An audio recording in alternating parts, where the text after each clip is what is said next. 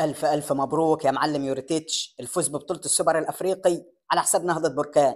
ده أنت علمت على أفريقيا كلها وحطيتها في جيبك بعد ما خدت بطولة أفريقيا والسوبر. وادي يا سيدي التحية بتاعتك.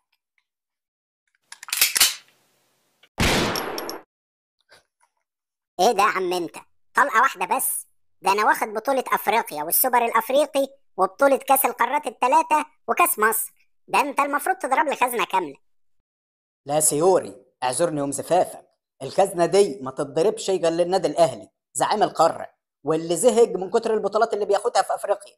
إنما أنت لسه سنة أولى أفريقيا. يا اخي بتفكرني ليه بالاهلي ده؟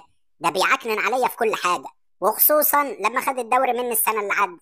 مش كنت ابقى دلوقتي ملك الثلاثيه، دوري وكاس وافريقيا؟ ما تبقاش طماع بقى واحمد ربنا على اللي معاك. بس قول لي، انت ليه في الماتشات بتبقى واقف على الخط ومتعصب وبتتنطط وتشتم وعامل زي فرج علوس كده؟ ده انت ممكن تحصل لك حاجه وتطب ساكت مكانك. اصل بيني ما بينك قبل كل ماتش بكلم الجماعه عندي في البيت في كرواتيا، ولازم اخر المكالمه نتخانق. كل شويه ابعت لنا مصاريف، عايزين رز، عايزين سكر، عايزين لحمه، وطلبات ما بتخلص. فانا بقيت بروح الماتش واطلع الغز اللي جوايا على الخط. وانا اللي بحسبك بتشجع اللعيبه وتحمسهم.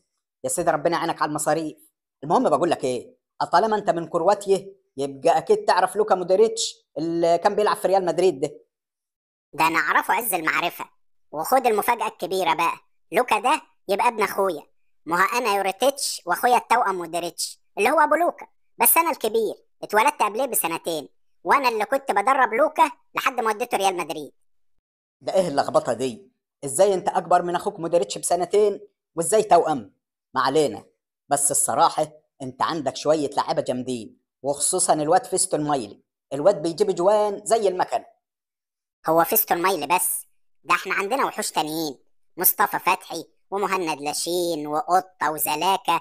ده كفاية بس الشيبي، ده يلعب فرقة لوحده ويفوز عليهم كمان. لا، الصراحه الشبه ده ملهوش حل. هم الجماعه المغاربه كلهم كده حرفه كوره. المهم دلوقتي، انت بعد ما خدت شويه البطولات الحلوين دول مع بيراميدز، ناوي تكمل معاهم ولا هتشوف فريق احسن؟ الصراحة أنا أمنية حياتي إن أدرب الأهلي وأتمتع بقى بالجمهور.